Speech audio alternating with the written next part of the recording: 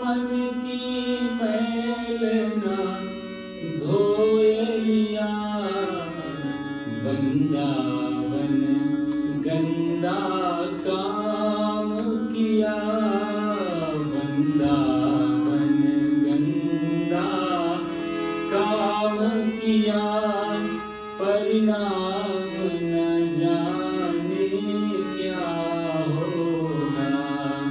सब उम्र गुजर गई धोखे में, परिणाम न जाने क्या होगा।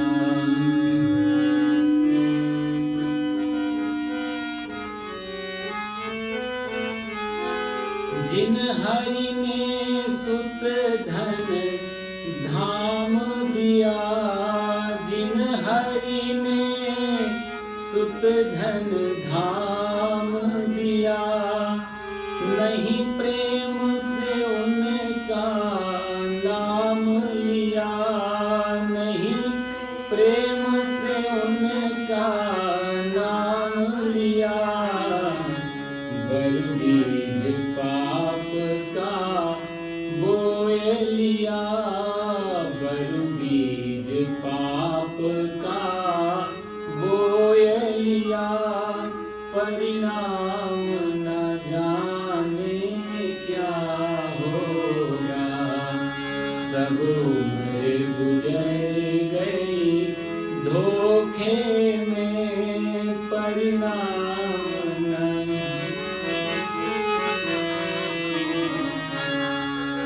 नहीं कुछ शुभ कर्म किया तन से, नहीं कुछ शुभ कर्म किया तन से, जी भर कर पाप किया मन से, जी भर कर पाप किया मन से, नहीं गीता ज्ञान सुना मन से, नहीं गीता ज्ञान सुना मन से, परिणाम न जाने क्या होगा। सब उम्र गुजर गई धोखे में, परिणाम न जाने क्या होगा। सब उम्र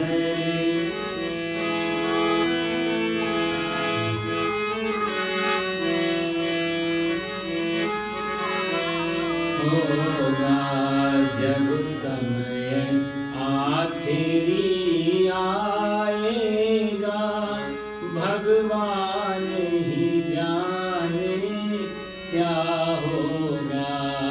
जब समय आखिरी आएगा, भगवान ही जाने क्या होगा। सब उम्र गुजर गई धोखे में। बोलो सच्चिदानंद भगवान की, गीता माता की। सच्चिदानंद रूपाय विश्वोत्पत्त्यादि हेतवे, तापत्रय विनाशाय श्रीकृष्णाय वयं नमः। मूकं करोति वाचालं पंगुं लंघयते गिरिं, यत्कृपातमहं वन्दे परमानन्दमाधवं।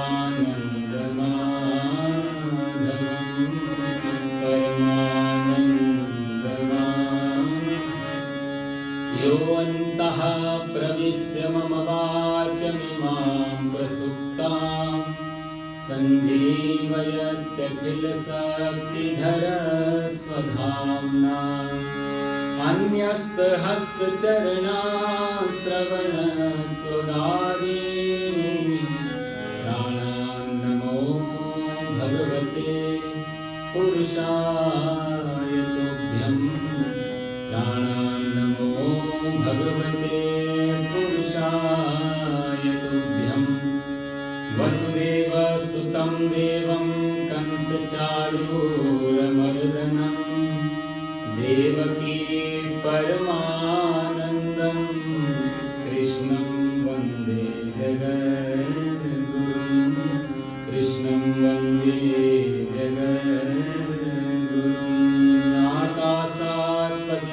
तोयं यथा गच्छति सागरं सर्वदेव नमस्कारं केशवं प्रति गच्छति केशवं प्रति गच्छति।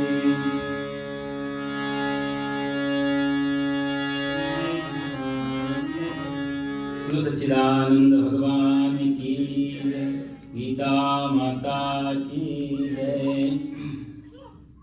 गीता माता की ये अद्भुत वाणी, ये भगवान की वाणी है। जैसे हम और कोई शास्त्र पढ़ते हैं ना, तो 18 पुराण हैं या शास्त्र हैं, उपनिषद हैं, इन सबको लिखने वाले हैं व्यास जी, वेद व्यास जी।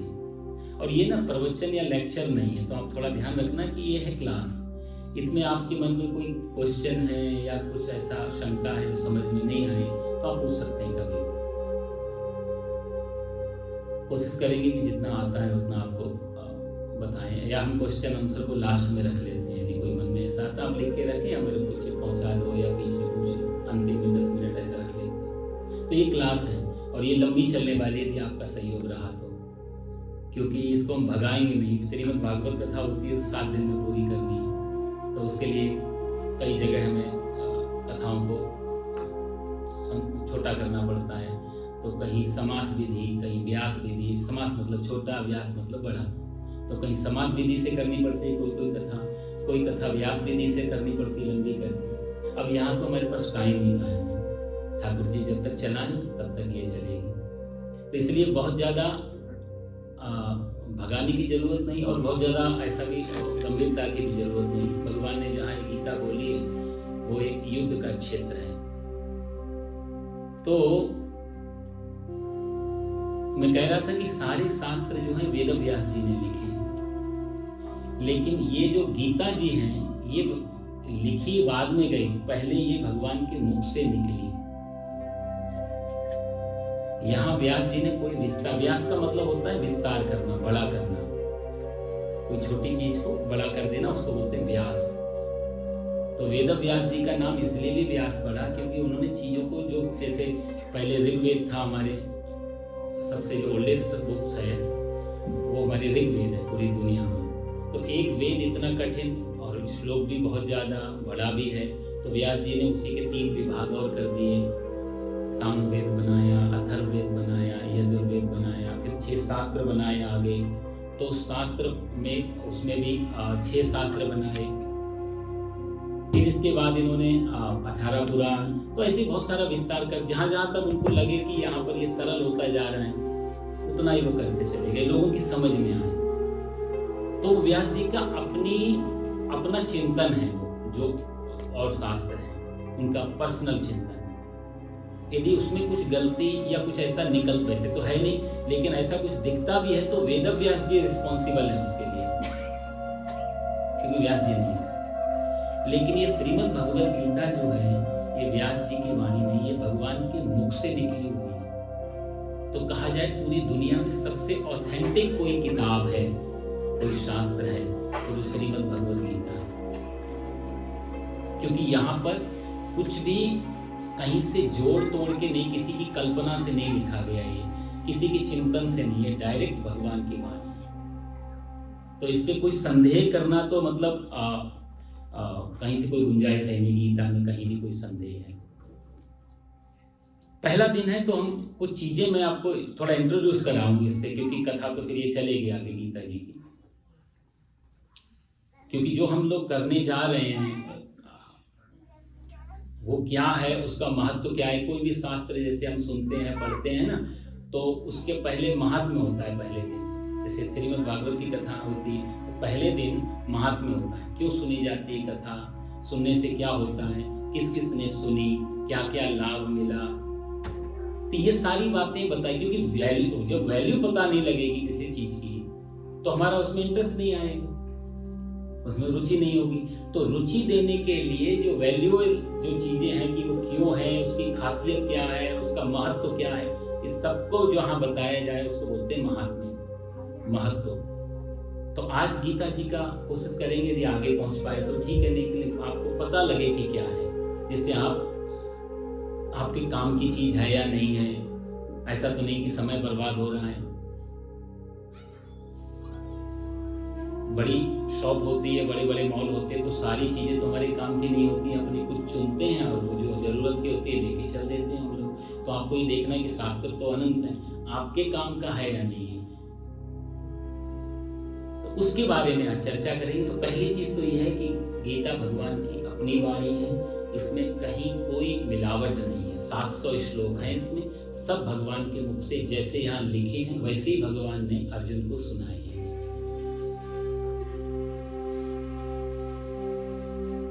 दूसरा, मैं किसी का विरोधी नहीं हूं, लेकिन जहां अपने धर्म की या अपने शास्त्रों के महत्व की बात आती जरूर कहना चाहिए। किसी का कंपेयर करने का मेरा उद्देश्य नहीं है। जहां तक मेरा अनुभव गीता में रहा और जो मैं पढ़ता रहता हूँ, थोड़ा बहुत सुनता रहता हूँ लोगों से, तो मैंने कहीं सुना कि 127 भाषाओं में अभी तक इसका ट्रांसलेशन हो चुका है। मोर देन 127, 130, 140 भी हो सकता, लेकिन 100 से ज्यादा तो 100% गीता का ट्रांसलेशन दूसरी भाषाओं में हो चुका है। जब मैंने ये दूसरी किताब के बारे में पढ़ा, नाम लेना उचित नहीं है, जो भी वर्ल्ड की और बड़े बड़े धर्म शास्त्र हैं, 2-4 तो धर्म हैं जो मैं, तो एक किताब का 170 भाषाओं में हुआ है, वो गीता से आगे है ट्रांसलेशन में। लेकिन मैंने जब विस्तार से देखने गया तो 170 भाषाओं में जो ट्रांसलेशन हुआ है ना भाई साहब, वो पेड है, पैसा देके किया गया, अग्रेसिव कन्वर्जन के नाम पे उसका ट्रांसलेशन हुआ है। लेकिन गीता का जो 127 या 130 भाषाओं में जो रूपांतरण हुआ, जो ट्रांसलेशन हुआ, उसमें एक भी भाषा में पैसा नहीं दिया गया। ये गीता की सबसे बड़ी खासियत है। लोगों को अच्छा लगा इस किताब को, और उन्होंने अपनी श्रद्धा से, अपनी खुशी से, अपना पैसा लगा के अब तब इसका ट्रांसलेशन कर रहे हैं। तो कुछ तो होगा इस किताब में, नहीं तो बाकी सब पेड मामला चल रहा है। कन्वर्जन किसी भी तरीके से बदला जाए, ये सनातन धर्म की खूबी है। यहाँ किसी को कोई आ गया, आकर्षित होकर के खुशी खुशी तो स्वागत किया, पर किसी को फोर्स नहीं किया कि तुम हिंदू बन जाओ, सनातन धर्मी बन जाओ।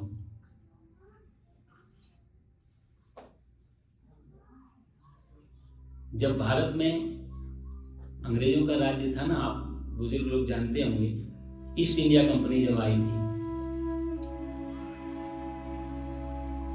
तो वहां का उस समय एक गवर्नर था, मैं पढ़ रहा था कहीं कि वो गवर्नर ने गीता के बारे में सुना और गीता के उसको इतना अच्छा लगा, थोड़ा बहुत ही उसने कहीं सत्संग सुना होगा ही, उसको इतना अच्छा लगा कि उसने अपना जो उस समय गवर्नर के नीचे जो काम करता था, सेक्रेटरी, विल्किंस नाम था उसका,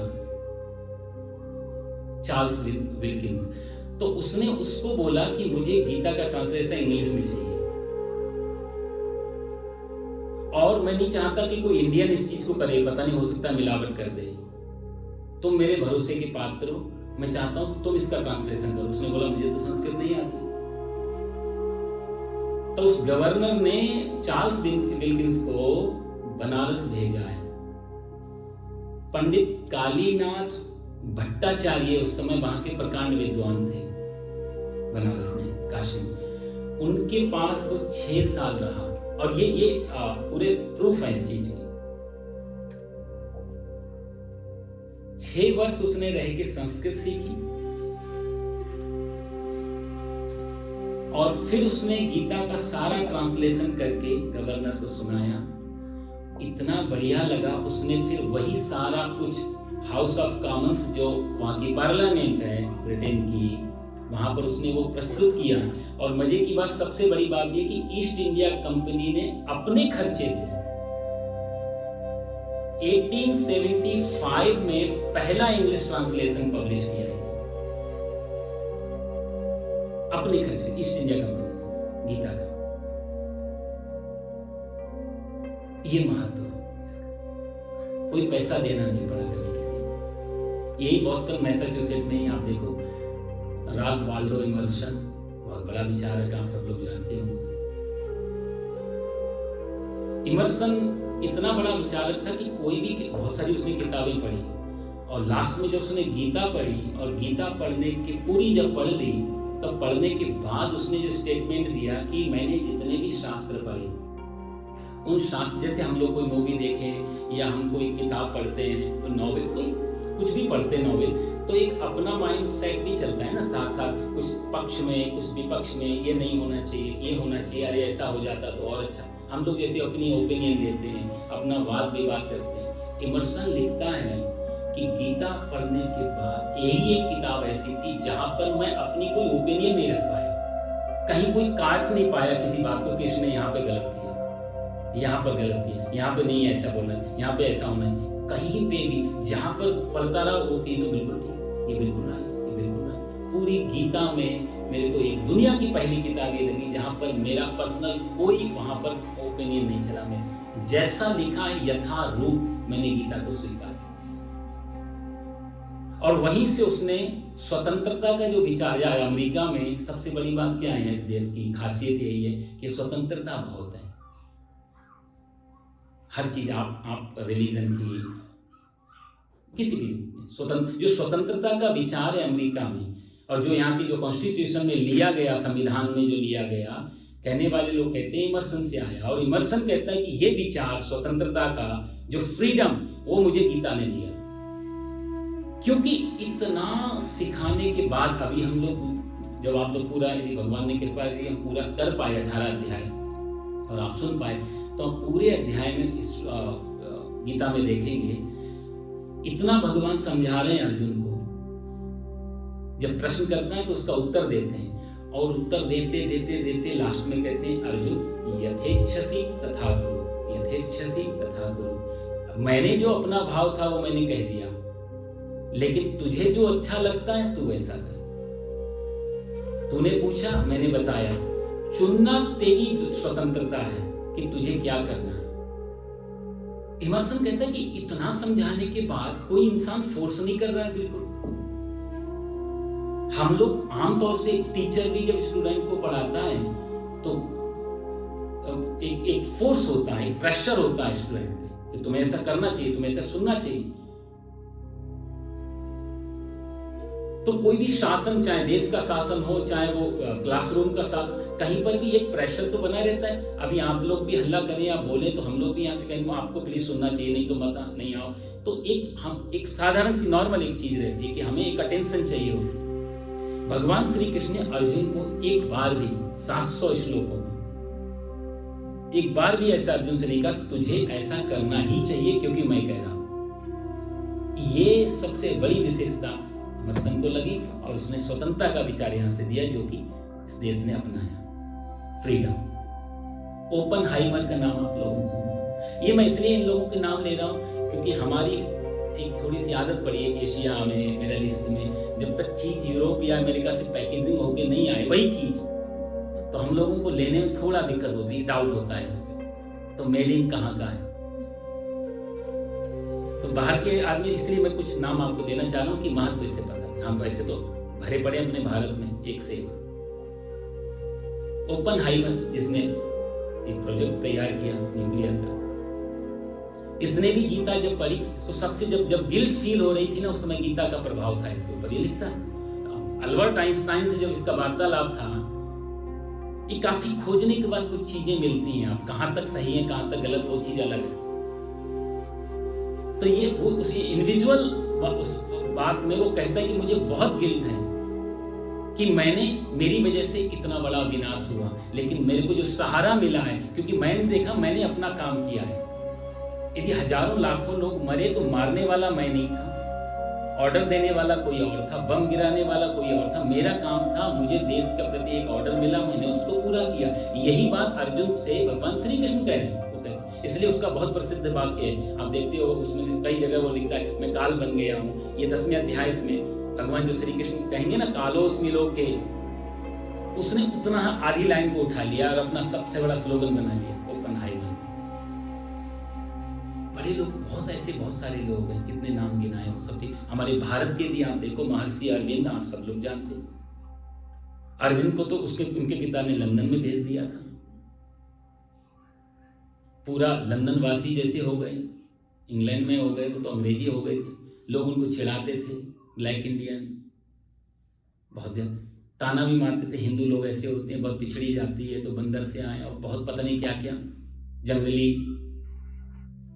तो उनको भी अंदर हीन भावना भर गई, और हीन भावना भर के बेचारे एक दिन आए, जब अपने भारत लौटे हैं, और जब उनके हाथ गीता लगी है पहली बार, और उन्होंने गीता जब पढ़ी और पढ़ते चले गए, फिर तो डूबते चले गए महर्षि अरविंद जी, और फिर वो कभी वापस नहीं गए।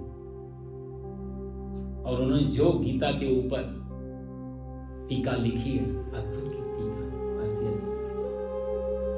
फिर तो पांडिचेरी में आप जानते हो, आज पूरा यूरोप वहीं पड़ा रहता है जहां उनका आश्रम था। विनोबा भावे आचार्य, विनोबा भावे, कितनी अच्छी इन्होंने यथार्थ गीता करके अद्भुत ग्रंथ लिखा। 20वीं सदी के यदि कोई ऋषि, कोई संत ढूंढा जाए तो हमारे आचार्य विनोबा भावे जी। कई जगह आता उनका नाम, गांधी जी के साथ फर्स्ट सत्याग्रह में लग गए, वो बात अलग है, राजनीति में चले गए, उससे बड़ा नुकसान भी हुआ, लेकिन उनका जो ज्ञान था अद्भुत था। तिलक, उनकी गीता पढ़ के देखो, बड़े बड़े विद्वानों ने गीता पे बहुत कुछ लिखा, अपने अनुभव। मगर सारी किताबों को जो दूसरे धर्म शास्त्र है, वहां पर उनका छोटा मोटा ऊपर नीचे कुछ रहा, मत रहा, विमत रहा, पक्ष रहा, विपक्ष रहा, लेकिन गीता पे सारे विद्वान, चाहे वो वेस्टर्न फिलोसफर हो, चाहे वो इंडिया के हो, सब लोगों ने एक मत से इसको स्वीकार किया। इतनी अद्भुत है, बस हम लोग थोड़ा समझ नहीं पाते क्योंकि कठिन है, सूत्र है ना। जैसे हम लोग भागवत पढ़ते हैं, श्लोक हैं, यहाँ पर ये सूत्र रूप में कही गई है। छोटी सी बात में बहुत, युद्ध का मैदान है, पूरे विस्तार तो नहीं कर सकते, कोई शादी विवाह तो नहीं हो रहा है, ना कोई जी का हैप्पी बर्थडे है, वहाँ मरने कटने के लिए लोग खड़े हुए हैं, तो वहां इतना विस्तार नहीं कर सकते थे। तो बहुत कुछ भगवान ने थोड़े से शब्द, जैसे बोलते हैं, कहावत है, गागर में सागर भर देना। गागर मतलब मटकी में सागर। तो ये 700 श्लोकों में इसे लिखा उन्होंने, व्यास जी ने इसके बारे में, सर्वोपनिषदो गावो दुग्धा गोपाल नंदन। यदि आपके पास उपनिषद पढ़ने का टाइम नहीं, आपके पास में यदि कोई शास्त्र, दूसरे पुराण पढ़ने का समय नहीं है, और आपको उसमें से ज्ञान अर्जित करना है, कुछ जानना है कहानी के अलावा, तो सबसे बढ़िया आप गीता। सर्वोपनिषदों, सारे उपनिषद मानो ये गैया है, दुग्धा गोपाल नंदना। और गोपाल, भगवान श्री कृष्ण गोपाल हैं, दूने वाले, और बछड़ा कौन है? वत्सः पार्थो सुधीर भोक्ता, अर्जुन को बछड़ा बनाया, और तब जो गीता अमृतम, तब जो निकला उसमें से अमृत, वही तो गीता। अर्जुन को माध्यम बना करके भगवान, मानो ये पूरी दुनिया को संदेश देना चाहते थे, कुछ सुनाना चाहते थे, कोई तो चाहिए सामने, तो अर्जुन को माध्यम बनाया। तो सारे उपनिषदों का ये सार है, और कोई भी ऐसी चीज इसमें नहीं है दुनिया में, कोई भी, चाहे वो साइंस हो, चाहे वो फिजिक्स हो, चाहे केमिस्ट्री हो, चाहे बायोलॉजी हो, कोई भी चीज, सब कुछ इसमें आ जाता है। अभी आप आगे देखते रहेंगे, हर चीज को भगवान ने इसको बड़ी अच्छी तरीके से डिफाइन किया। तो किसी भी सब्जेक्ट का स्टूडेंट इस गीता को सुन सकता है अपने हिसाब से। 5000 साल हो गए लगभग बोले हुए, अभी दिसंबर आ रहा है, लगभग इसी महीने में गीता जयंती आती है, अगले महीने में सर्दियों का यही टाइम था, महाभारत का जब युद्ध की तैयारी थी। तो गीता जयंती के दिन भगवान श्री कृष्ण ने ये सुनाई है गीता। स्थान था कुरुक्षेत्र, आप सब लोग जैसा जानते हैं हरियाणा में है आजकल ये भूमि, दिव्य भूमि में कई बार वहां गया हूँ। बड़ा सुंदर ब्रह्म सरोवर है, बगल में ज्योतिसर जगह है, जो लोग हरियाणा से हो जानते होंगे, ज्योतिसर ही वो स्थान है जहाँ पर एक्चुअल में भगवान श्री कृष्ण गीता सुनाई थी अर्जुन को। ज्योतिसर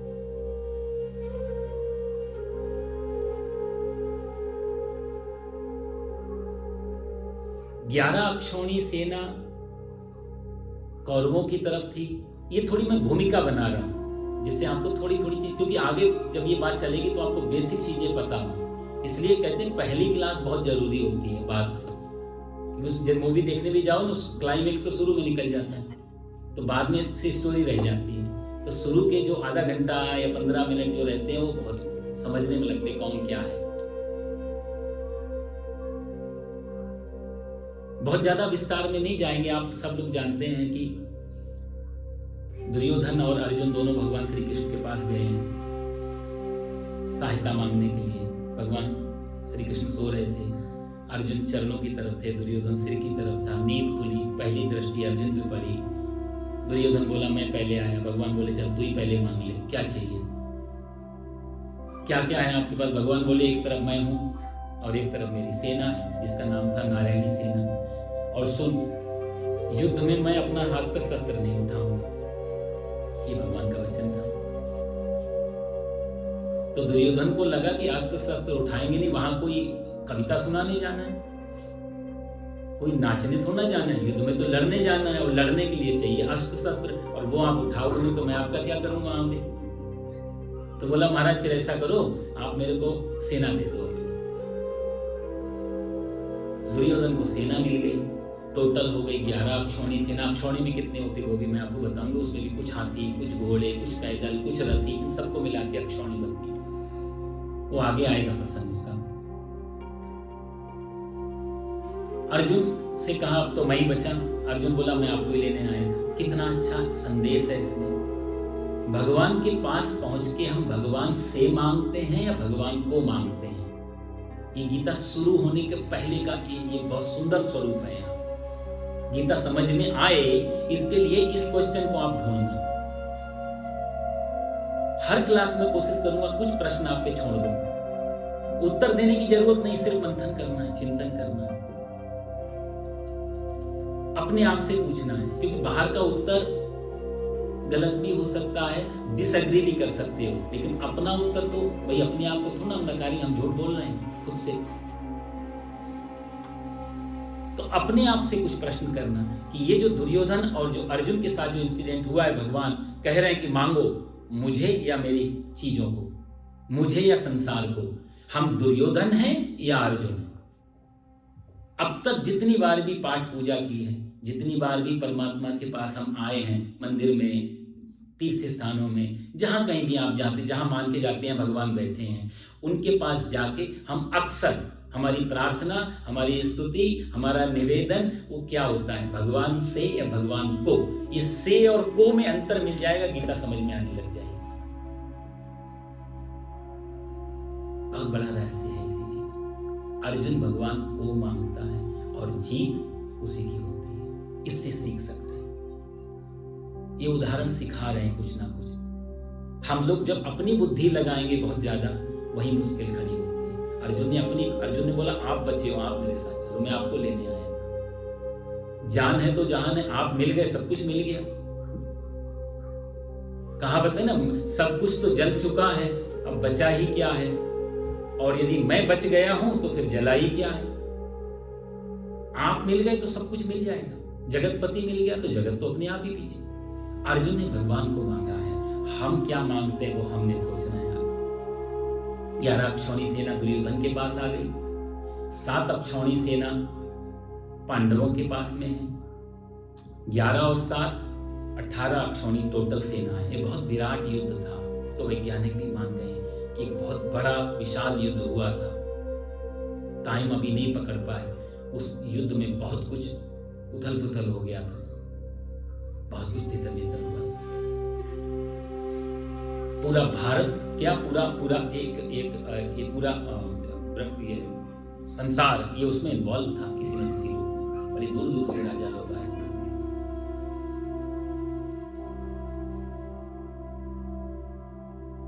अठारह अक्षौणी सेना है दोनों तरफ। युद्ध का तैयारियां समान रूप से चल रही थी। पांडव तो आप जानते हो कभी युद्ध चाहते ही नहीं थे। पांडव हमेशा चाहते थे शांति से जो कुछ भी मिल जाए। इसका प्रयास पांडवों ने भी किया।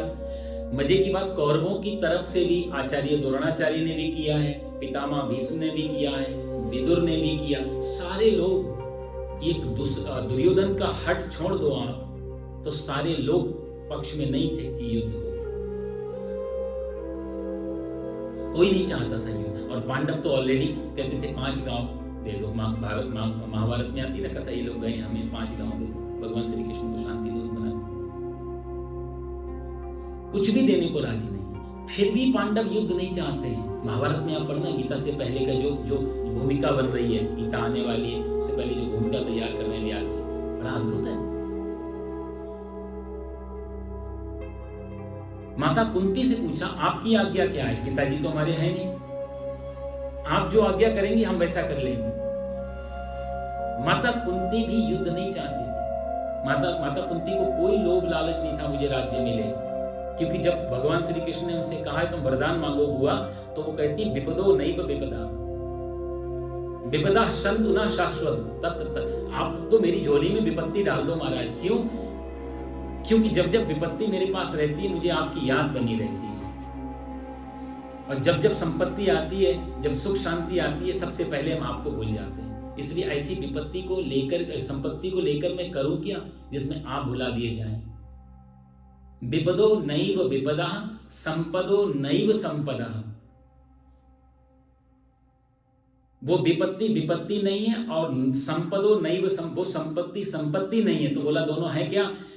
विपद विस्मरणम विष्णु, जिसमें भगवान का नाम भुला दिया जाए, जिस चीज की वजह से, वो चीज मानो विपत्ति है। यदि आपका यश भगवान का नाम से दूर ले जा रहा है, तो वो आपका यश, वो फेम आपके लिए विपत्ति आज नहीं कल। आपका धन यदि परमात्मा से आपको दूर कर रहा है, तो वो आपके लिए संपत्ति नहीं, वो विपत्ति है। आपकी अच्छी हेल्थ भी, क्योंकि मैं कई बार देखता हूं कि हम बीमार, शारीरिक कष्ट वगैरह, तो भी हे राम, चोट लगती तो आमतौर से भाषा में नहीं, इंडिया बोलते थे हे राम।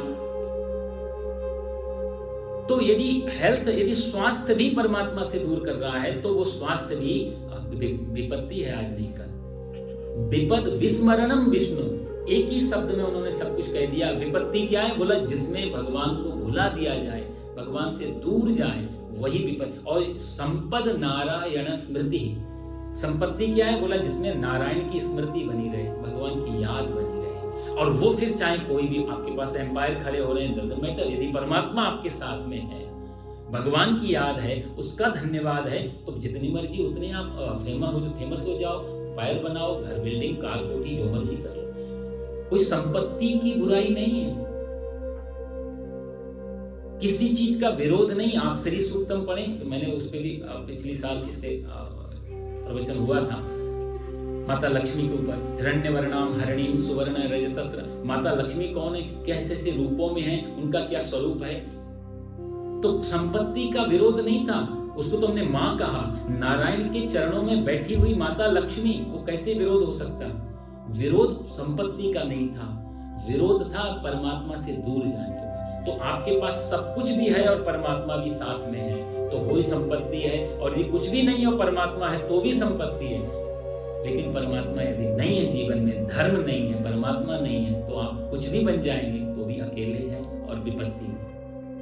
माता कुंती से जब पूछा गया कि आप आज्ञा करें, तो माता कुंती ने कहा बेटा तुम्हें युद्ध करना चाहिए। और ये आज्ञा मैं 2 कारण की वजह से दे रही हूं। मुझे राज्य का लोभ नहीं, मुझे और किसी चीज के प्रति कोई लालसा नहीं है, लेकिन 2 कारण मैंने ऐसे देखे कि मेरे से रहा नहीं गया, और मैं चाहती हूं कि तुम युद्ध करो और जीतो। वो पहला कारण था जब भरी सभा में दुशासन द्रौपदी को लेके गया और उसको अपमानित करना चाहता था। आप लोग जानते हैं चीरहरण का वो इंसिडेंट कुंती कभी सहन नहीं कर पाई, कभी माफ नहीं कर पाई कौरवों को। मेरी पुत्र वधू का क्या दोष था? गलती की तो मेरे बेटों ने की, जुआ खेले तो युधिष्ठिर खेले, द्रौपदी ने क्या किया? एक स्त्री को तुमने भरी सभा में, पितामह भीष्माचार्य जैसे लोगों ने कभी जिसका चेहरा नहीं देखा, ये उसको खींच के ले जाए, उसको कभी माफ नहीं कर पाई कुंती। इसलिए कई बार कुंती ने इनडायरेक्टली, कई बार दुर्योधन, दुशासन, सबको याद, और गांधारी को तो कई बार ताना मारा, लेकिन बड़े प्यार से भुला नहीं पाई कुंती। पहला ये, तब से कुंती के अंदर ये जल रहा था, ये गलत हुआ। इसका दंड मिलना चाहिए, पहला कारण। दूसरा एक कारण और बना, ये तो 50% उसको अग्री हो गई थी युद्ध होना चाहिए, अभी भी असमंजस थी, चलो शायद माफी मांग लें दुर्योधन, दुशासन, ये सब लोग शायद द्रौपदी से तो मैं माफी कर दें, क्योंकि द्रौपदी तो वो भी तो भगवान श्री कृष्ण ऐसे तो ना उसको अपनी सखी बोलते, उसके अंदर भी द्रौपदी कोई साधारण स्त्री नहीं थी, बहुत विदुषी थी द्रौपदी। जब द्रौपदी के 5 बेटों को मार दिया था अश्वत्थामा ने, और मार दिया तो जब अर्जुन अश्वत्थामा को पकड़ के लाए और द्रौपदी के आगे डाल दिया कि द्रौपदी ये तेरा गुनाहगार है, तेरे बच्चों को मारा है, माँ पे बच्चों पर पहला अधिकार माँ का होता है, ये तेरा तेरा तेरा ये गुनाहगार है, तेरा अपराधी है, तुम जो कहोगी वही सजा देंगे, इसलिए हमने इसको सजा नहीं दी। तो द्रौपदी ने क्या कहा था, मुच्यता में ब्राह्मण नितराम, ये द्रौपदी का वचन था श्रीमद् भागवत में। कहते इसको छोड़ दो अर्जुन। क्यों छोड़ दो? बोला इसलिए छोड़ो कि इसने मेरे 5 बच्चों को मारा, जो पीड़ा मुझे हो रही है, जो दर्द मेरे को हो रहा है, इसकी माँ ने क्या बिगाड़ा, ये तो अकेला है अपनी माँ का, महारानी कृपी इकलौता है, और इसको मार दिया तो उस पर क्या गुजरेगी। तो एक माँ दूसरी माँ का दर्द समझ सकती है, मैं उनको कष्ट देना नहीं चाहती, इसलिए इसको छोड़ दो। ये द्रौपदी का वचन था। और कहा यदि इसको मार के मेरा 5 में से एक भी बेटा जिंदा हो जाए तो इसको मार दो, कुछ होने वाला नहीं, छोड़ो, मुच्यता। ये वो द्रौपदी है। तो कुंती को वो भी याद था कि शायद ये माफ भी कर दे, कल को माफी मांगने आ जाए, तो भी थोड़ी असमंजस से थी। तो जब दूसरी घटना घटी कि भगवान श्री कृष्ण ने पांडवों से कहा कि देखो एक ट्राई मैं भी कर लेता हूं, तुम लोगों ने सबने कोशिश कर ली, शायद युद्ध रुक जाए। तो भगवान श्री कृष्ण इनकी तरफ से ये मतलब he was the first piece ambassador बन करके खुद अपने आप को नियुक्त कर लिया कि मैं शांति दूत बन करके जाता हूं। और शांति दूत बन के जब उनकी सभा में गए हैं और दुर्योधन को बहुत टाइट किया भगवान ने, दुर्योधन से कहा कि जिद छोड़ दे, आधा राज्य की बात हो रही है, उनके बिहाफ में मैं तेरे को बोलता हूं तू सिर्फ 5 गांव दे दे, तो 5 गांव की खेती खलियान टैक्स करके अपना गुजारा कर लेंगे, तेरे से आधा राज्य भी नहीं चाहिए, पर युद्ध की जिद छोड़। दुर्योधन का डायलॉग क्या है, सुचक्रे नहीं बदास्यामी बिना युद्धेन केशवा। अरे केशव क्या बात कर रहे, 5 गांव की, सुई की नोक के बराबर भी मैं जमीन नहीं दूंगा, तुम तो कह रहे हो 5 गांव। भगवान ने बहुत समझाया वहां, दुर्योधन तू भी बच्चा है, नया खिलाड़ी है, तुझे मालूम नहीं युद्ध क्या होता है, परिणाम क्या होगा। जिस युद्ध की तू कल्पना कर रहा है ना, उस युद्ध का परिणाम बहुत भयंकर है। हजारों स्त्रियां विधवा हो जाएंगी, हजारों लाखों बच्चे अनाथ हो जाएंगे। मैं देख पा रहा हूँ, मान जा मेरी बात। ये तूने किताबों में, कहानियों में, पितामह से सुने होंगे युद्ध, तूने कभी लड़ा है अपने? और सही में दुर्योधन ने कोई बड़ा युद्ध नहीं लड़ा, आप पढ़ के देखो। ये उसके जीवन का पहला और लास्ट युद्ध था। तो भगवान ने कहा तूने सुना है पितामह से, गुरुजी से, तूने देखा नहीं है बेटा, मैंने देखे, मैंने युद्ध लड़े हैं। भगवान की जितनी भी शादियां हुई सब युद्ध से हुई, आप जानते। और बचपन से युद्ध ही करते, 6 दिन के थे तो पूतना मारी, 8 दिन के थे तो तृणावर्त मारा, अगासुर, बकासुर, व्योमासुर, धेनुकासुर, कंस, जरासंध, कितने लोगों को भगवान उद्धार करते हुए तो आ रहे। तो भगवान को 6 दिन से अनुभव है। तो कहते मैं अपने जीवन के अनुभव की बात बताऊं, युद्ध से कभी किसी का भला नहीं हुआ, कभी कोई रास्ता नहीं निकला बहुत। और भगवान इसलिए भी बन के गए थे कि वो जानते थे आज नहीं कल कलयुग आ रहा है, ये लोग आक्षेप करेंगे। भगवान स्वयं थे तो क्यों नहीं गए युद्ध रोकने के लिए? मेरे पे भी ब्लेम कर सकते हैं, लोग तो लोग हैं भाई, भीड़ तो किसी भी तरफ उंगली कर सकती, इधर कर दिया तो इधर भीड़ चालू, जय जयकार, और इधर नहीं किया तो इधर। तो फूलों की माला भी पहना सकती भीड़, जूतों की माला भी पहना सकती, भीड़ पे बहुत भरोसा नहीं करना चाहिए। भगवान बोले तो कभी भी कुछ ऐसा हो जाए, मैं मेरे पे ब्लेम करेंगे तो एक ट्राई मैं भी कर लूँ। तो शायद इस कारण से भी भगवान गए। आज भी एक धर्म है हमारे यहाँ जिसको बोलते हैं जैन धर्म, आप लोग कोई जैनी बैठे हो बुरा मत मानना। जैन धर्म में इसी कारण, सिर्फ एक ये महाभारत के कारण जैन धर्म कहता है भगवान श्री कृष्ण आज भी पाताल लोक के साथ में नरक में पड़े हुए हैं, उनके हिसाब से नरक में। अभी जब कल्प बदलेगा, युग बदलेगा, तो फिर नया सृष्टि पैदा होगी, फिर कृष्ण जो है इनके ही तीर्थंकर बन करके आएंगे। तब तक कृष्ण के कजन संभाल रहे हैं उनका जो तीर्थंकर। उनके भगवान श्री कृष्ण के कजन थे, उनको तीर्थंकर बनाया। 24 तीर्थंकरों में भगवान के भाई भी हैं। अब पता नहीं ये कंसेप्ट कहाँ से आया, कई बार इस बारे में इंडिविजुअल मेरी बात होती है, तो मैंने कहा आपने वो नहीं देखा जो इनका पूर्व रूप नहीं देखा, उत्तर रूप नहीं देखा, एक बीच का ही।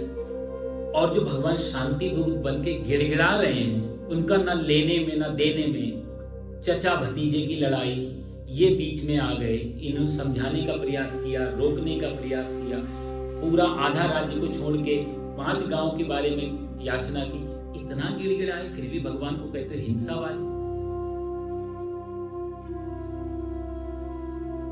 इमैनुअल ने भी जब ये पढ़ी थी ना गीता, मेरे को उसके बारे में पढ़ रहा था, वो उसने भी पहला चैप्टर जब अर्जुन के आर्ग्यू जो उसने सुने हैं कि अर्जुन कितने अच्छे तर्क दे रहा है कि मैं युद्ध नहीं करूंगा, गुरु न हत्वा ही महानुभावान, गुरु जी पे बाण कैसे चलाऊं, मामा जी पे बाण कैसे चलाऊं, बड़े भाइयों पे बाण कैसे चलाऊं, पितामह भीष्म, इतने अच्छे तो तर्क दिए थे, पूरा युद्ध रुक सकता था, एक अकेले कृष्ण की वजह से युद्ध हुआ। मुझे लगता है कृष्ण हिंसावादी, किताब बंद कर दी थी उसने, लेकिन थोड़े दिन में लगा इतनी फेमस है, कुछ ना कुछ तो होना चाहिए। फिर उसने दोबारा जब पढ़ी, तब उसकी समझ में आई भगवान श्री कृष्ण ने युद्ध नहीं कराया, अर्जुन को उसका मार्ग दिखाया, उसका धर्म दिखाया। इसलिए आप देखो अर्जुन की दुविधा, अर्जुन की जो दुविधा है, जो कंफ्यूजन है, वो धर्म और अधर्म के बीच में नहीं है, बाकी लोगों का है। देखो आप, एक तरफ अधर्म खड़ा है दुर्योधन के रूप में, पूरी कौरव सेना अधर्म कर, और इधर धर्म है, ये तो धर्म तथा जय, वहां पर विजय। एक तरफ धर्म है, धर्मराज युधिष्ठिर है, एक तरफ अधर्म है, दुर्योधन खड़ा है। तो अर्जुन की जो दुविधा है, जो कंफ्यूजन, वो धर्म और अधर्म के बीच में नहीं है, अर्जुन का कंफ्यूजन धर्म और धर्म के बीच में है। अर्जुन ये कह रहा है मैं लड़ूं ये धर्म है, या मैं भाग जाऊं ये धर्म है। आप ये प्रश्न, वो ये नहीं कह रहा सामने कौन है, डजंट मैटर, लड़ाई क्यों हुआ, उपस्थित हुई, क्यों ऐसे समीकरण बने कि युद्ध हुआ, वो सब पे बात ही नहीं कर रहा। वो कह रहा है कि मैं 2 धर्मों में से अपना धर्म नहीं चुन पा रहा। आप बहुत गहराई में जाकर के देखेंगे ना जब ये, तब आपको पता लगे अर्जुन की दुविधा बिल्कुल अलग है। हम आमतौर से हम दूसरी दुविधा, सही क्या गलत, क्योंकि धर्म और धर्म की लड़ाई होती तो अर्जुन पकड़ लेता, हम तो धर्म में, हमने तो भैया याचना की, हमने तो मांगा, सब कुछ किया, नहीं मान रहा है तो हम लड़ रहे हैं। तो धर्म और धर्म का तो उस पर क्वेश्चन ही नहीं है। असली क्वेश्चन है कि धर्म और धर्म, क्या धर्म है यहाँ पर, लड़ना धर्म है या एस्केप कर जाना धर्म, गुरुजी पे बाण मारना धर्म है कि भाग करके और भीख मांग लेना धर्म। भैक्षुमपीह लोके आगे कहेगा वो सारे जो कंफ्यूजन था ना, वो आगे बताएगा, अपने सब तर्क रखेगा। भीख मांग के रोटी खा लो या गुरु जी पे बाण चला। ये इसलिए गीता बहुत ज्यादा वैज्ञानिक और बहुत साइकोलॉजिकल। मन पे यदि आप थोड़ा सा भी ध्यान, अटेंशन रखें, और ये शुरू की थोड़ा 2-4 चीजें रहेंगी, क्योंकि 1 घंटे में तो कितना कर पाएंगे हम लोग, तो यदि आप थोड़ा सा साथ दें तो आपको बहुत आनंद आ जाएगा। ये ऐसी चीजें, फिर आप इसको किताब को बंद नहीं कर पाएंगे जब तक पूरा, लेकिन थोड़ा आपका अटेंशन, इंटरेस्ट शुरू में चाहिए होगा। जैसे शुरू में हम लोग साइकिल चलाने जाते तो बैलेंस नहीं बन पाता, पीछे कोई पकड़ लेता है, धीरे धीरे फिर एक दिन आता है कि पीछे वाला हाथ छोड़ दो। तो अच्छे काम भी करो तो भी शुरू में दिक्कतें आती हैं। सिगरेट पीते तो पहली बार में थोड़ा कि मजा अच्छा लगता है, खांसी आती, जो भी पीने वाले बैठे हैं उनको देखा होगा, पहली बार हर किसी को खांसी आएगी, तो यार दोस्त कहते हैं थोड़ा झेल ले, थोड़े दिन बाद सब सही हो जाएगा, फेफड़े समझ जाएंगे कि ये सब काम कीजिए, सीख जाते। तो बुरा काम भी थोड़े अभ्यास से सिखा दिया जाता है, अच्छा काम भी थोड़े अभ्यास से सिखा। तो थोड़ा तो अभ्यास से तो कौनते वैराग्येण च गृह्यते, भगवान 6वें अध्याय में कहेंगे। थोड़ा अभ्यास और थोड़ा पेशेंस चाहिए होगा, बहुत आनंद आने लगा। 25 साल लगभग मेरे को हो गए इस किताब से जुड़े हुए, शास्त्र जुड़े हुए। जब भी अकेले में भी पढ़ने बैठता हूँ तो खूब आनंद आता। गांधी जी कहते थे दुनिया का ऐसा कोई प्रश्न नहीं है जिस प्रश्न का उत्तर गीता से नहीं निकलता हो। आप किसी भी फील्ड का कोई भी क्वेश्चन ले आइए, इसी गीता की किताब से आपको उसका उत्तर मिल जाएगा। इतनी अद्भुत ये किताब, बहुत कुछ है, मल्टी डायमेंशनल चलती है। आप ग्रस्त हैं तो भी आपके काम की, आप वैरागी हैं तो भी आपके, आप एक्सट्रोवर्ट हैं तो भी आपके काम की, आप इंट्रोवर्ट हैं तो भी आपके काम की, आप किसी भी रूप के हो ये आपके काम की।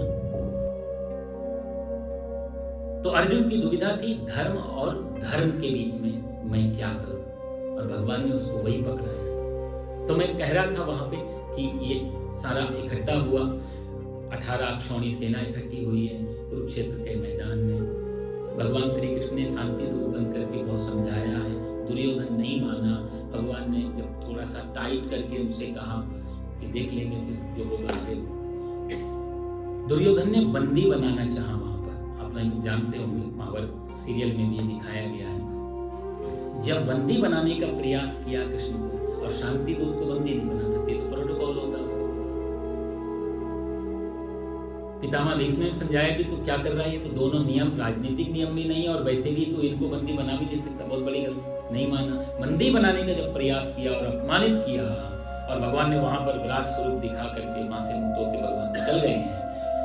ये बात जब कुंती को पता लगी, यही मैं टॉपिक बता रहा था आपको, ये दूसरी घटना थी कुंती के जीवन की। कुंती को जब ये पता लगी कि केशव को, कृष्ण को दुर्योधन ने भरी सभा में अपमानित किया, फिर तो वो 100% श्योर हो गए कि बच्चों अब तुम्हें युद्ध करना पड़ेगा। द्रौपदी का अपमान में सह जाती, कृष्ण का अपमान नहीं सह।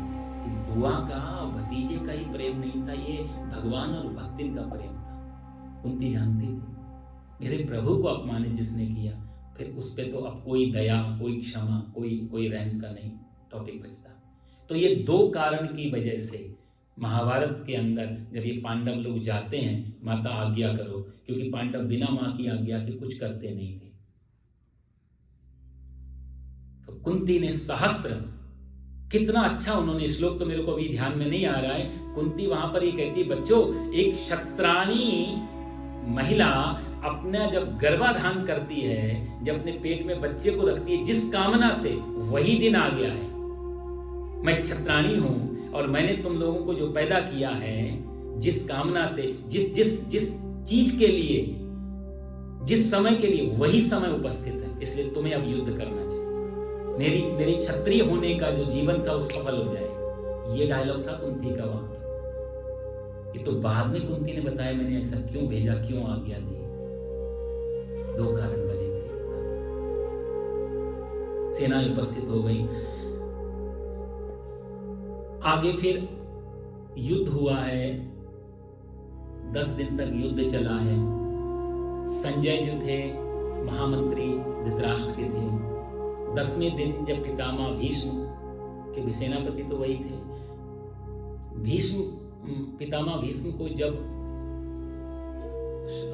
अर्जुन ने बाणों से सैया पे लेटा दिया, आप सब लोग जानते हैं कथा, थोड़ी मैं वही भूमिका आपकी इसलिए जरूरी कि सब चीजें, थोड़े पात्र, थोड़ी चीजें आपके पास रहनी चाहिए, क्योंकि अर्जुन आगे एक एक शब्द से बात करेगा वो, तो वो सब इतना उस समय नहीं होगा कथा में जाने का, विस्तार करने का। तो इसलिए आप बहुत गौर से ये पहली या दूसरी क्लास को लेना, जिससे आपको सब आगे का बहुत कुछ समझ में आएगा।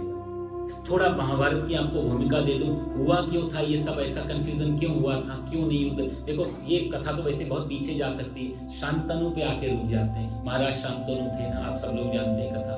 शांतनु का विवाह गंगा से हो जाता है। गंगा का शर्त थी, मेरे जितने भी संतान होंगे तुम प्रश्न नहीं करोगे मैं उनके साथ क्या करती है। शांतनु अग्री कर गए, क्योंकि प्रेम में पागल थे। संतान होती चली गई, गंगा में बहाती चली गई। गंगा मैया, एक बालक जब लास्ट का बचा, इन्होंने पूछ लिया, देवी क्यों तुमने सब कुछ बहा दिया, इसको क्यों? दोनों बार तुमने प्रश्न किया, मैं जा रही तुम्हें छोड़ के। तो वो पुत्र दे करके और गंगा मैया चली गई, बड़ा होके थोड़ा। वही पुत्र का नाम था देवव्रत, वही देवव्रत बना ना, गंगा का पुत्र था। शांतनु को गंगा छोड़ के चली जाती है तो थोड़े उदास रहने लगते हैं। एक दिन नदी शिकार खेलने गए, रास्ते में दास राजा की पुत्री थी, उसका नाम था मत्स्यगंधा। उसके प्रति आकर्षित हो गए तो उससे कहा विवाह करना चाहता हूँ। तो मत्स्यगंधा ने कहा मेरे पिताजी से आज्ञा के बिना तो मैं नहीं कर सकती। पिताजी तो माने नहीं कि देखो जी तुम विवाह तो कर लो, मुझे कोई दिक्कत नहीं, बट इसका जो पुत्र होगा वो राजा कैसे बनेगा, तुम्हारे ऑलरेडी पुत्र है देवव्रत, तो मेरा पुत्र यदि राजा बनेगा तभी मैं अपनी कन्या का विवाह कर सकता। शांतनु ने छोड़ दिया, मैं अपने बड़े बेटे का अधिकार कैसे छीन लूं? तो बेचारे चले आए, लेकिन मन में मत्स्यगंधा का प्रेम, उसका आकर्षण बराबर, तो चिंता में रहते थे, बताते नहीं थे। क्या मर्यादा थी उस समय? इन कथाओं को जरा गहराई में जाके, सिर्फ कहानी को ना देख के थोड़ा डुबकी लगाओ तो एक पिता के अंदर वासना आई भी है, लेकिन देख रहा है मेरा बेटा जवान हो रहा है, उसका अधिकार छिन रहा है, तो मैं अपनी वासना को दबा करके बैठे हैं, लेकिन उदास हैं। बहुत कुछ पूछा, देवव्रत ने बताया नहीं। सारथी से पूछा, सारथी ने बता दिया, मत्स्यगंधा के प्रेम में पड़े हुए तुम्हारे पिताजी, तुम्हारे कारण निभा नहीं कर पा रहे। देवव्रत गए वहां पर, जाकर के उनसे दास राजा से कहा अपनी पुत्री मेरे पिताजी से। अब देखो ये पहली बार कि बेटा अपने पिताजी की शादी कराने के हाथ मांगने जा रहा है। दास राजा ने मना कर दिया कि मैं तो नहीं कर सकता, मेरी शर्त है ये। तो उन्होंने बोला चलो ठीक है, मैं वचन देता हूं तुम्हें, मैं कभी राजा नहीं बनूंगा, कभी राज्य स्वीकार नहीं करूंगा। दास राजा बोले मुझे आपकी बात पे पूरा भरोसा है, लेकिन आप नहीं करोगे तो आपकी शादी के बाद जब आपके घर में संतान होगी तो उसकी गारंटी कौन लेगा? कल को वो राजा बन गई तो मेरी बेटी का तो जो बच्चे होंगे वो तो रह जाएंगे। मुझे आगे की जनरेशन सिक्योर करनी है। पितामह भीष्म ने वहीं पर खड़े होकर संकल्प लिया, तो प्रतिज्ञा की है, अद्य प्रवृत्त में दारान ब्रह्मचर्यम भविष्यति। महाभारत में देवव्रत कहते हैं कि तुझको यदि ये डाउट है तो मैं आज संकल्प लेता हूं कि देवव्रत आजीवन ब्रह्मचारी बना रहेगा, कभी शादी नहीं करेगा। और इसी वचन से ये देवता लोग आकाश में आकर के पुष्प वृष्टि करते हैं। कितना बड़ा संकल्प ले लिया पिताजी की खातिर। इसलिए ये तो भीष्म है। भीष्म मतलब होता है अडिग। ये देवव्रत नहीं है, भीष्म है। तभी इनको एक नया ऑनर मिला, एक नया नाम मिला, भीष्म। नाम तो उनका देवव्रत। प्रतिज्ञा जब कर ली तो फिर शादी करवा दी गई। शांतनु की शादी की। आगे फिर मैं बहुत लंबा नहीं जाऊंगा, महाभारत की था तो एक स्वतंत्र अपने आप में बहुत बड़ा काव्य है। यदि उस पर कभी कथा करने का मौका मिला ठाकुर जी की कृपा से तो 10-11 दिन चलता है उसकी कथा, बहुत लंबी और 1 लाख श्लोक, बड़ी बड़ी दिव्य कथाएं उसमें। आगे कहानी चलती है, 2 पुत्र हुए, चित्रांगद हुआ, विचित्रवीर्य हुआ। दोनों संतान उत्पन्न करने में सक्षम नहीं थे, एलिजिबल नहीं थे। क्या किया? अंबा, अंबिका, अंबालिका, इनको भीष्म पितामह काशी से पकड़ के ले आए। अंबिका बोलती है कि मैं तो किसी और को प्रेम करती थी, तो उस रानी को छोड़ दिया और राजकुमारी को, 2 को रख लिया। अब इधर ये दोनों जब संतान उत्पन्न करने में एलिजिबल नहीं थे, व्यास जी को बुलाया गया। व्यास जी को बुलाया। देखो साहब उस समय क्या थी परंपरा, जैसे अभी ये जो अभी IVF या फिर टेस्ट ट्यूब बेबी या इस तरीके की जो टेक्नोलॉजी चल रही है, महाभारत में सबके नाम उसको बोलते थे नियोग पद्धति। नियोग पद्धति का मतलब था कि यदि कोई राजा संतान पैदा करने में सक्षम नहीं होता था तो उस समय के सबसे अच्छा तेजस्वी किसी प्रकांड ऋषि आदि का बीज लेकर के और फर्टिलाइज करा करके संतान उत्पन्न कराई जाती थी, क्योंकि राज्य को सुरक्षित रखना जरूरी होता था। नहीं तो अराजक तत्व जो राष्ट्र को नष्ट कर देंगे, चोर, डाकू, बदमाश। तो नियोग पद्धति के द्वारा संतान उत्पन्न कराई। ये बहुत पुराना अपने यहाँ विधि रही, इसकी विधियां थी अलग अलग। वो एक बहुत गहरा टॉपिक है, उस पर भी कभी आपको प्रैक्टिकली में समझा पाऊँ समय में। तो खैर व्यास जी को बुलाया गया। व्यास जी के सामने एक राजकुमारी को भेजा, उसने व्यास जी का जो स्वरूप देख करके आंख बंद कर ली, जिससे धृतराष्ट्र पैदा हुए। दूसरी राजकुमारी को बुलाया गया, वो वेद व्यास जी की क्योंकि तपस्या में बैठे हुए थे तो दाढ़ी बाल ये सब फैला हुआ था, विकराल स्वरूप था। उसको देखते ही वो पीली पड़ गई। तो उस पीली पड़ने के कारण देखो जैसा माँ में गुण होगा उस समय उस वैसे बच्चे में आ जाता है। तो जब ये इतना पीली पड़ गई तो यही महाराज पांडु हुए, जो कि इनको पीलिया था। महाराज पांडु पीलिया के एनेमिक थे, हीमोग्लोबिन बिल्कुल डाउन था इनका, तो ये भी बेचारे सक्षम नहीं थे। दोबारा प्रयास किया गया तो दोनों राजकुमारों ने मना कर दिया कि हम नहीं जाएंगे। तो दासी को बुलाया गया, तो दासी को भेज दिया इन्होंने अपनी जगह। दासी जाकर के प्रसन्न मुद्रा में नियोग पद्धति पूर्ण रही हो, तो उसी से महाराज विदुर पैदा हुए थे। तो धृतराष्ट्र और पांडु और विदुर महाराज 3। ये बायोलॉजिकल पिता इनके एक ही हैं, मां अलग अलग। तो अब धृतराष्ट्र जन्म से अंधे हैं तो राजा नहीं बन सकते। महाराज पांडु को ये एनेमिक हैं, आगे जाके इनकी हालत बहुत खराब हुई। तो महाराज पांडु ने ये कहा कि अच्छा ये भी संतान उत्पन्न नहीं कर पा रहे थे, तो महारानी कुंती को दुर्वासा ऋषि की सेवा, वो भी एक लंबी कथा है। दुर्वासा ऋषि ने उनको वरदान दे रखा था किसी कारण से कि देवी जब भी तुम चाहोगी किसी भी देवता का आह्वान करके और तुम संतान का सुख ले पाओगी। तो कुंती उस समय बहुत छोटी थी। कुंती जब 20-25 साल की तो उसके मन में कौतूहल है कि ये ऋषि ने ऐसे दे दिया या सही में काम करता है। तो पहली बार उसने ट्राई करने के लिए जस्ट सूर्य का स्मरण किया, सूर्य भगवान उपस्थित हो गए, आशीर्वाद देके चले गए, उससे करण पैदा हुआ। लोक लाज की वजह से उसको बहा दिया था और फिर उसे सूत ने उठा करके पाला पोसा, जिसको हम कर्ण बोलते हैं। महाराज पांडु को क्वारंटाइन कर दिया गया जंगल में, क्योंकि इससे बीमारी फैलने का खतरा था। इनकी इम्यूनिटी बिल्कुल जीरो थी, तो कोई भी वायरस, कोई भी वायरल इनको ना हो जाए, इसकी वजह से इनको बिल्कुल एकांत में भेज दिया गया। और वहां पर भी जाके माद्री के प्रति बहुत एक दिन आकर्षित हुए और इनको श्राप भी लगा हुआ था। वो सब अलग कथाएं हैं। एक दिन इनका तो शरीर छूट गया। इधर कुंती और माद्री, ये दो पत्नियां थी। कुंती ने धर्मराज का स्मरण किया और धर्मराज की कृपा से कुंती के गर्भ से महाराज युधिष्ठिर का जन्म हुआ। दूसरी बार पवन देवता का स्मरण किया तो पवन देवता के कृपा से कुंती के गर्भ से भीम का जन्म हुआ। तीसरी बार इंद्र महाराज का आह्वान किया और इंद्र की कृपा से कुंती के गर्भ से अर्जुन महाराज पैदा हुआ। ये 3 पुत्र हैं महारानी कुंती के। 2 पुत्र माद्री के हैं, क्योंकि कुंती ने देखा मेरी 100 बहनें ही बोलती थी माद्री को, इसको भी कुछ तो होना चाहिए। कितना प्रेम था, मैं मां बन गई, इसको भी बनना चाहिए, ये भी मेरे पति की पत्नी है। तो एक देवता है, उनका नाम अश्विनी कुमार, नाम है एक, पर्सन है 2, अश्विनी कुमार। उन दोनों को बुलाया गया, उनका आह्वान किया। अश्विनी कुमार बोले अपन तो 2 लोग हैं तो 2 वरदान देंगे। तो 2 पुत्र हुए, नकुल और सहदेव। तो ये 5 पुत्र टोटल। ये इसलिए बता रहा हूँ कि आगे आगे की बात आएगी, कभी नकुल की बात आएगी, कभी सहदेव की बात आएगी। तो इसी उपलक्ष्य में है कि कैसे हैं, कहीं कुंती के हैं माद्री, अर्जुन कभी इनके बारे में बात करेगा कभी, तो उस समय बहुत गहरे राज होंगे वहां। खैर 5 पुत्र ऐसे ही हुए। धृतराष्ट्र महाराज की भी 2 पत्नियां थी। एक गांधारी, आप सब लोग जानते हैं, वो क्योंकि सीरियल हम लोग ने इतने देखो, शास्त्र तो हम लोग पढ़ते नहीं हैं, तो एक्चुअल जानकारी मिल नहीं पाती है। जो B.R. चोपड़ा साहब कह देंगे वही सत्य है, जो डायलॉग उधर मार दिया वही सत्य है। शास्त्र को जरूर पढ़ना चाहिए, यदि सही थोड़ा बहुत पढ़, और फिर आप सीरियल का आनंद लो। टीवी पूरी नहीं, अच्छा, इससे बहुत सारी जानकारियां मिलती, लेकिन ऑथेंटिक चीज। महाराज धृतराष्ट्र की 2 पत्नियां, एक का नाम है सुगड़ा, वो दासी थी, और उस दासी से धृतराष्ट्र का एक पुत्र था युयुत्सु नाम का, जिसका नाम अभी आएगा पहले अध्याय में।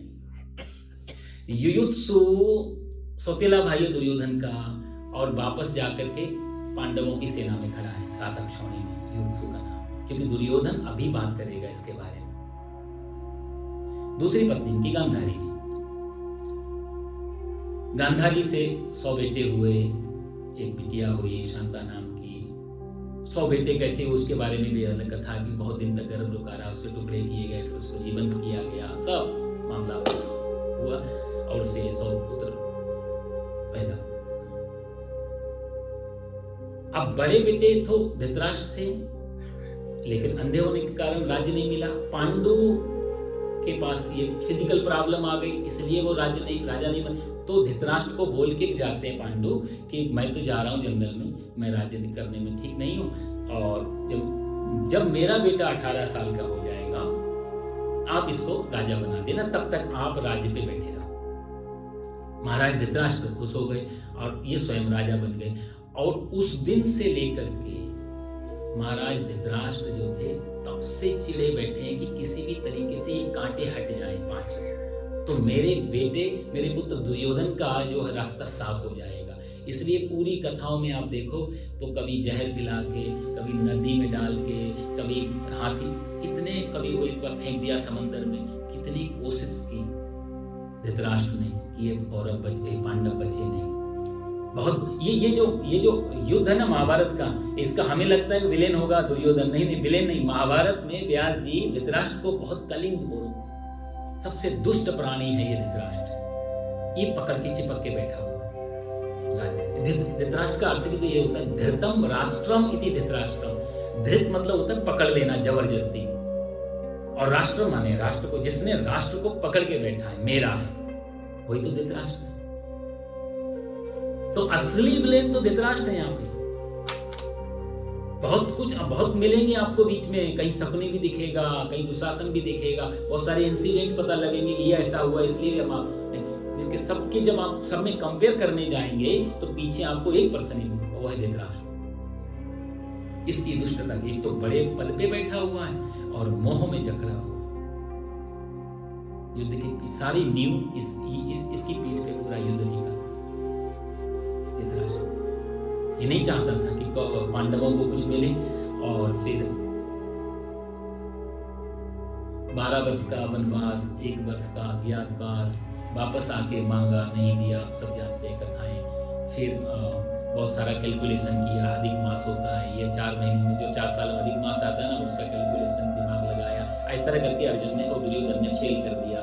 विदुर ने सबने समझाया, नहीं क्या पूरा दिन हो चुके हैं, ये विराट की सभा से आ रहे थे ना सीधे, बोला नहीं इनका दुर्योधन नहीं माना, इसलिए वापस भेजो। धृतराष्ट्र का धृतराष्ट्र बोला देखो शायद दुर्योधन ठीक ही कहता होगा। तो ये हमेशा इस दुर्योधन का समर्थ पुत्र मोह में इतना, बाहर की आंखें भी नहीं है, अंदर की आंखें।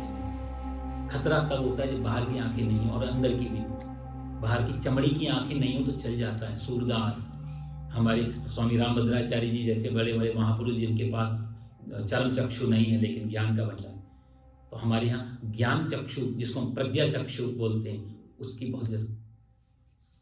बाहर की आंखें तो धोखा भी खा जाती हैं, अक्सर धोखा खाती ही रहती हैं।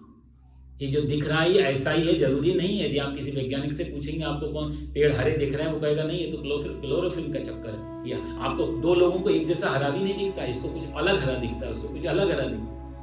तो चमड़ी की आंखों पे बहुत ज्यादा भरोसा, कभी डबल विजन, कभी कलर विजन, दुनिया भर की चक्कर होती है आंखों में। बनाट शाह को कभी हरा दिखाई नहीं, पूरा 60 साल के जब उसने कोट पहना और उसके कुलीग ने कहा कि आप पे हरा कोट बड़ा जम रहा है, तो बोला हरा, पर मुझे तो ये पर्पल दिख रहा है।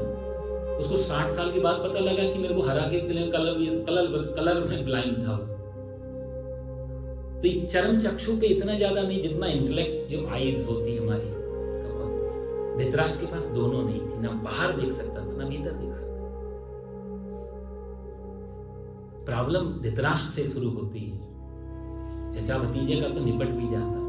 पंडित जी, युयुत्सु पांडवों की तरफ क्यों चले गए थे? युयुत्सु उसकी कथा है।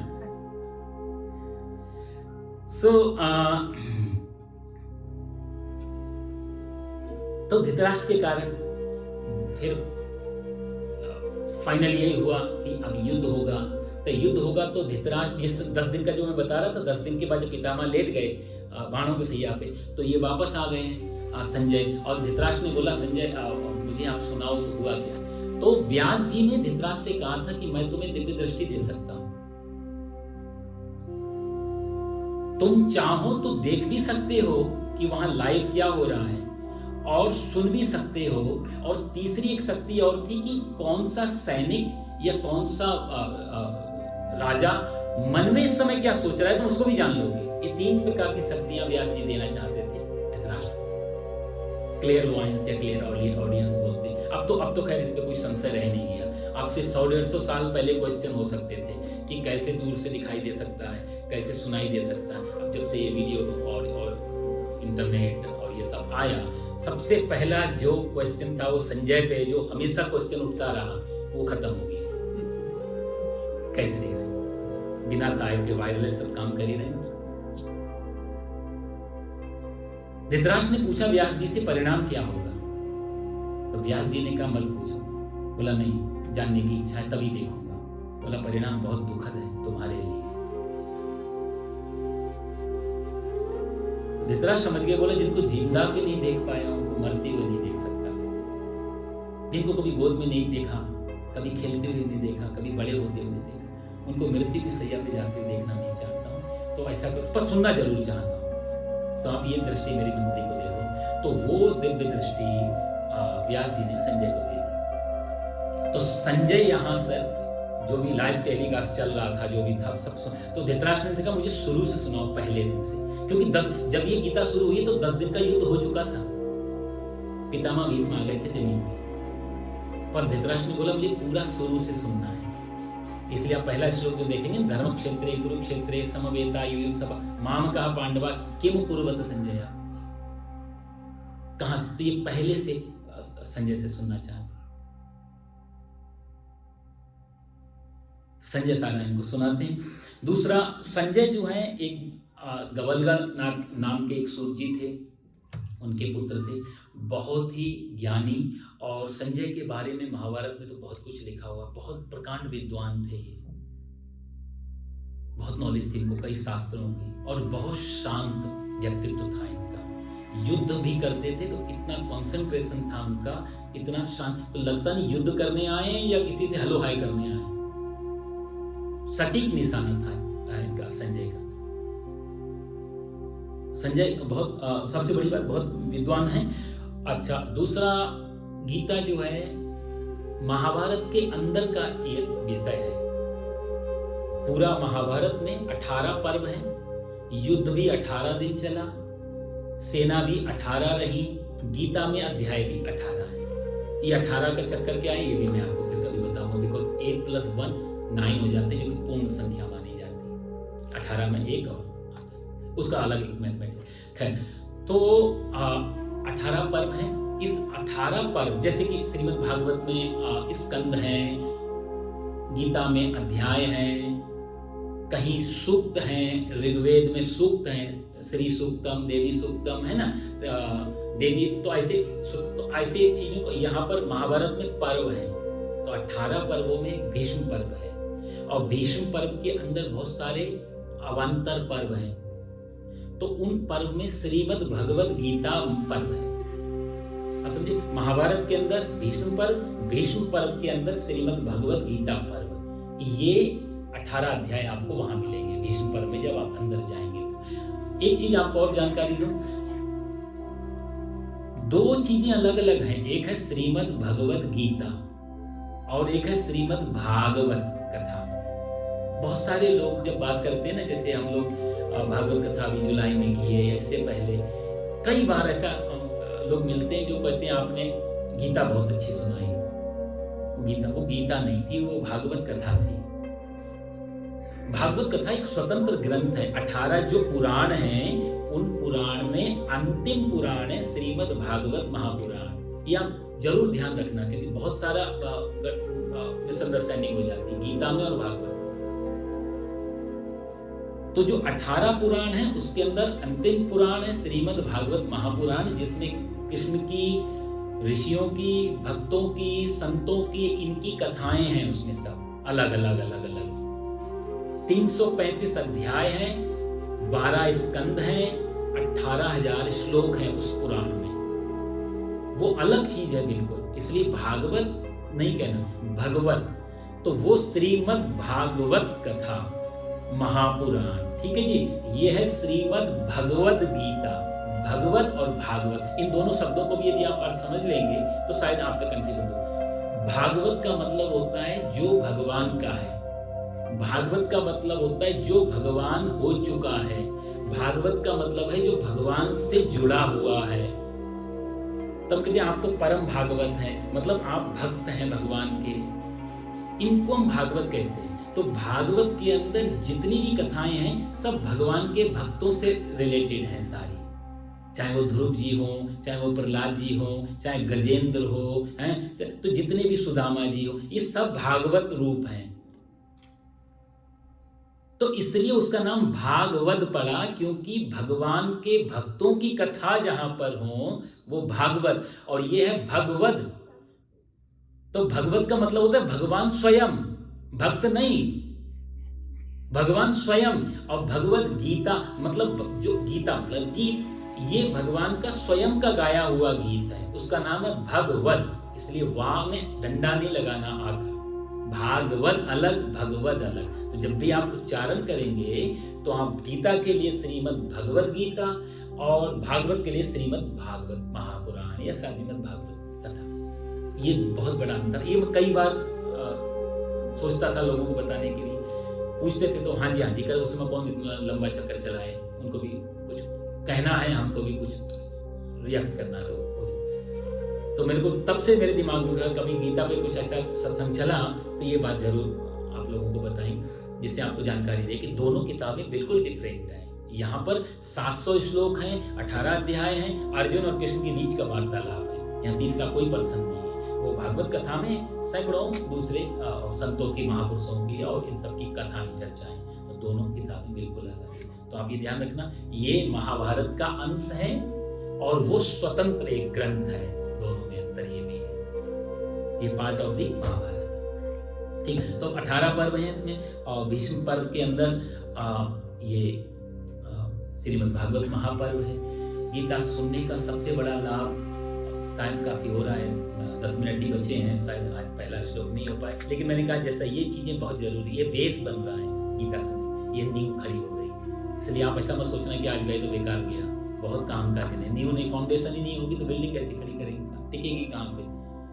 तो ये बेसिक चीजें बहुत जरूरी हैं। जैसे हम जीवन में बाहर जाते हैं, कोई चीज खरीदते हैं, कोई कंप्यूटर लाए या कोई मशीन या कुछ भी लेकर के आए, तो उसके हर किसी के साथ में एक मैनुअल की बुक आती है। तो मैनुअल की बुक खोली और उसे इंस्टॉल करते हैं। कई लोग अपना कॉन्फिडेंस अच्छा है, बहुत सारा काम करते हैं, तो उनको जरूरत नहीं पड़ती है मैनुअल की, ठीक है, तो उनकी बात। पर नए जो लोग हैं उनको तो जरूरत पड़ेगी, बिना मैनुअल के नहीं इंस्टॉल कर सकते ढंग से।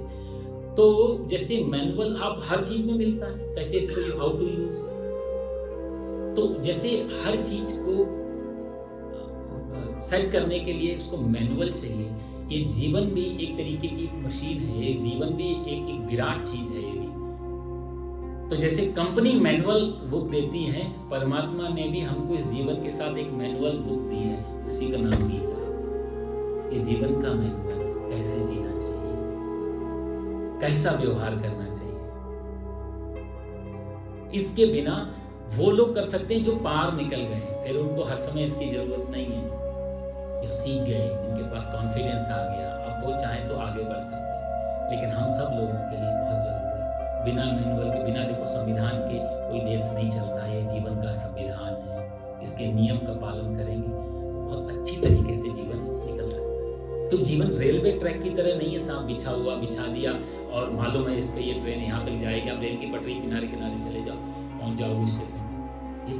ये तो पानी की धार की तरह, ये रोड भी नहीं है, जीवन पानी की धार की तरह है। ऊपर से जब पानी पहाड़ से नीचे गिर रहा है तो पानी को खुद नहीं मालूम उसका रास्ता क्या होगा और उसका डेस्टिनेशन क्या होगा, कहां तक पहुंच पाएगा, किस रास्ते निकल पाएगा। तो पानी अपना रास्ता ही बनाता चला जाता है जिधर से। ये गीता हमारा रास्ता बनाएगी जीवन का, क्योंकि हमें कुछ मालूम नहीं है अपने बारे में, आगे क्या होने वाला है। जैसे पानी को कल अगले क्षण का भरोसा नहीं, कहाँ पे जाके ठहरेगा, कहाँ पे गड्ढा है, कहाँ पे उथला है, कहाँ भरेगा, कहाँ पे। जीवन में भी हमको कुछ मालूम नहीं है कल। तो इसलिए गीता जीवन का बहुत महत्वपूर्ण मैनुअल है, सबको इस बारे में थोड़ा थोड़ा पढ़ना चाहिए। आगे अर्जुन की समस्या मैंने आपको बताई। कोई क्वेश्चन यहाँ पर जहाँ तक हमने किया है, यहाँ तक यदि किसी का कोई डाउट हो या कोई क्वेश्चन हो तो आप प्लीज पूछ सकते हैं। आज स्टार्ट तो करने का समय नहीं बचा है, क्योंकि हम चाहते हैं कि राइट टाइम शुरू करें और 5 मिनट पहले कम से कम इसको पूर्णावती दें, जिससे सब लोगों को आइडिया बना रहे। वीकडेज में इसलिए रखा ये सत्संग क्योंकि अगले दिन फ्राइडे है, तो थोड़ा लोग अच्छे मूड में रहते हैं, वीकेंड आ रहा है। वीकेंड पे आप लोगों की पार्टी शुरू हो जाती है, तो उसमें तो कोई मिल नहीं पाएगा ये। तो इसलिए सर्वसम्मति यही रही आपस में कि थर्सडे का दिन पकड़ते हैं, तो जिससे कि आप लोग फ्राइडे तो 100% घर पे ही होंगे। तो इसलिए आप फिर भी किसी का कोई सजेशन हो, और हमेशा बहुमत की जीत होती है, तो आप लोगों में जो जैसा चाहेंगे, मैं तो तब में तो साथ के साथ हो गए फ्री, जैसा आप लोगों को उचित लगे वैसे हम लोग कर सकते हैं। कोई प्रश्न आदि हो जरूर कर सकते हैं आप। हाँ जी प्लीज। हमें बचपन से सिखाया गया महाभारत घर में नहीं रखनी चाहिए। हाँ, क्या ये सही है? क्यों नहीं रखनी? गीता रखो, महाभारत। बहुत अच्छा प्रश्न आपने किया। ये प्रश्न एक बार किसी और के द्वारा भी आया था। उनकी प्रॉब्लम ये थी कि उनके घर में एक विशाल पिक्चर है गीता, जब श्री कृष्ण भगवान अर्जुन को सिखा रहे हैं, तो आपने देखा वो पिक्चर जो होती है ना, रथ पे खड़े हुए बैठे हुए, लगभग वैसा ही। उन्होंने भी पूछा कि नहीं रखना चाहिए। मैंने कहा सोर्स क्या है इस क्वेश्चन का, आया कहाँ से, आपने कहाँ से हमारे माता पिता ने बताया और उनसे कभी पूछा आपको कैसे पता लगा? उनके माँ बाप ने बताया। वही है, अब जब शुरू में मैं एक बार कह चुका था कि ये सीरियल और कहावतें ये बहुत डेंजर होती हैं कई बार, कि जो शास्त्रों को भी श्रुति कहा है, जो हमारे शास्त्र है ना, इनको श्रुति का एक नाम इनका श्रुति है, सुन करके और फिर लिखा। लेकिन वो ऐसे नहीं लिखा किसी ने कहा, उन्होंने सुना और किसकी, परमात्मा की वाणी को, या जो उतरा उनके ध्यान में, उनके चिंतन, वो लिखा। तो शास्त्र को भी श्रुति का, और हम लोग भी कुछ सुनते हैं। बहुत लंबा मैं नहीं करूंगा, समय ज्यादा नहीं बचा है। तो मैंने उनको भी ये कहा कारण सोर्स क्या, बोला नहीं मैंने सुना है। किससे सुना? अच्छा कारण लगता क्या है, वो परिणाम क्या होगा, क्यों ऐसा नहीं रखना चाहिए। तो उनकी धर्मपत्नी भी लाइन पे थी, उन्होंने कहा कि पंडित जी मेरे को तो पेंटिंग बहुत पसंद है, पर मैं चाहती हूँ कि ये रुकी रहे, पर ये कहते हैं इससे घर में बहुत झगड़े होते हैं गीता का ये चित्र रखने से, और इसलिए। तो मैंने कहा ये तो बहुत अच्छी बात है, यदि आपके घर में झगड़े हो रहे हैं तो आप इसको इमीडिएटली हटा दो, और जितनी जल्दी, क्योंकि घर में तो शांति चाहिए। लेकिन ध्यान रखना कल से नोट करते रहो, थोड़े दिन गैराज में रख दो या पड़ोसी के यहाँ रख के आ जाओ, रैप अप पैक कर, और आपको लगे आपके घर में शांति आ गई, सुख आ गया, और सब चलाए गए झगड़े, तब तो आप इसको परमानेंट हटा देना। लेकिन झगड़े यदि बरकरार हैं तो दोष पेंटिंग को नहीं, अपने स्वभाव और व्यवहार को देना,